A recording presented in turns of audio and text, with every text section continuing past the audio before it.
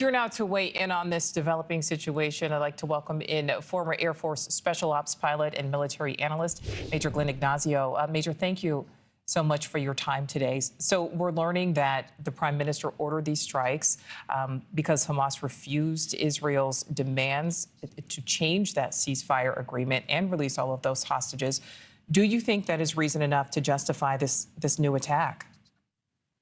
Well, it's definitely one of those things that are escalatory. As far as is this justifiable, I think they're really right now at complete odds. When you looked at that second stage, originally it was the idea that all hostages would be released and the IDF and Israel was going to completely pull out of Gaza. But how was that going to happen?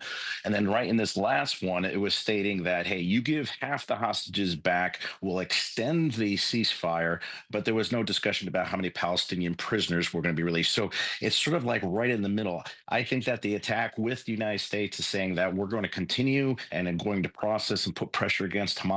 But I think that the conflict has kicked off again, and who knows what it's going to take to get this to stop again. All right. Well, with that being said, I mean, officials say this operation was open-ended. It's expected to expand. The White House says it supports that action. What do you think happens next? Well, I think the pressure is going to continue on. I think Gaza is going to fall into a another worse situation as they cut off all the aid going in, the power, and et cetera. So it puts a lot more pressure on Gaza itself. What would be great, and I think we've talked about it numerous times, is if the people could pressure Hamas to give these hostages away and give them back to Israel. This would end it. Yes, that is true, but to what end? So I think that this is going to continue. How are we going to get to the peace again? I think it's really going to be an intermediary to come between the Israel and Hamas again. And I know that Qataris are working hard with the U.S. to try to get to that again. But I believe that the conflict has continued. And again, this puts an incredible humanitarian problem against all those civilians in Gaza. And I want to talk about that humanitarian crisis. We know that it's been profound. We also know Israel has stopped humanitarian aid from going in since earlier this month. With these new attacks, do you think they'll reverse that decision in light of the suffering, the continued suffering, and what happens with each new bombing?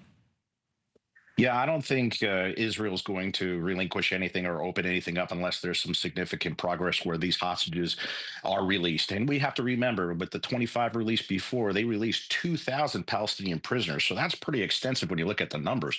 But with these attacks and with that aid being cut off, I don't see anything happen until Hamas is actually going to continue to put forward something with hostages being released. I just don't see any stepping stones to the future of any kind of peace until some kind of hostage or hostages are released. And I think that may open up peace or ceasefire or whatever in the future, but not right now. What do you think it will take to ultimately get this fighting to stop? Will Israel be able to destroy Hamas, as they have repeatedly said is their ultimate goal?